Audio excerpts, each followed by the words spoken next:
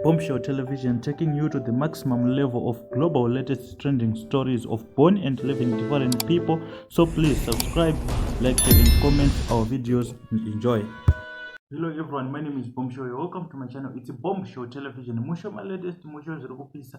Nasindara ni nyaya iyo ini siririsa uye ichikatyamadzva zvekare. It's a shocking trending story iri kutopisa zvamai manje. Kana uri munyowani paBombshell Television, musha my latest musho zvirikupisa, musha trending stories zvangoitika updates ese tinge tichingokupakurirai pano paBombshell Television. Saka kana uri munyowani, don't forget to subscribe to our channel. It's a Bombshell Television. Asi kana uri returning subscriber, uri one of those vakasubscriber pano, tinongoti maoko, and God bless you. Also God bless vari kusubscriber izvezvi nekulike mavideos edu. Inyaya ndinayo ndisingada kupedza nguva inyaya yemusikana wekubulawayo. Musikana wekubulawayo uyu ari kunzi anga ari house girl ane 34 years, anonzi Nomagugu Maposa. Nomagugu Maposa ndeuyo musikana ari kubuda apo uyo.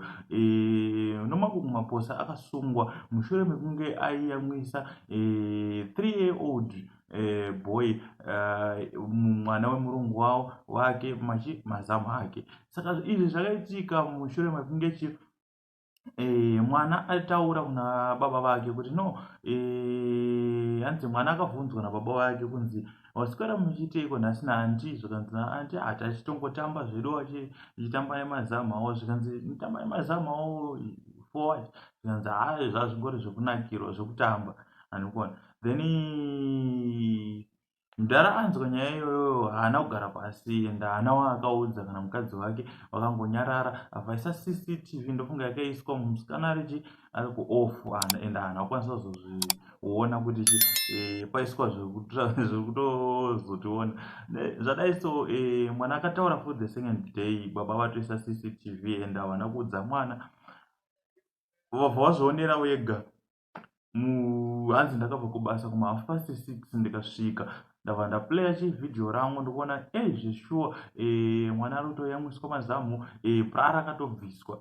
Amana mahouse girl aya kana zviri zvavari kuita, amana dai mamasiyana nazvo, because unenge wakutotya kuita maid waunosiyira mwana. But ndizvo zvikuitika, ndizvo zviri kuitika mukurarama kwedu. Maupdates nematrending stories ungovhurana meso anditi kuti tibatsirane. So the voice is now yours in the comment section below kuti what's your comment pamusikana uyu, ende nyaya zvayo maperero yakazoita. Hanzi murume akazoratidza mukadzi wake vhidhio riya wakaenda noripota kumapurisa, akakwanisa kunge achisungwa, but ari kuramba achiramba. Ipo pane umbo hwevhidhio, asi ari kuramba achiramba zvake, but nyaya yamaoko memapurisa. Saka tichange tikangonzwawo rimwe update from panyaya iyi, ndongoita se tongodzoka nayo, tisingade kupedza nguva, tisingade kurebesa nyaya. Thanks for watching. My name is Bombshell.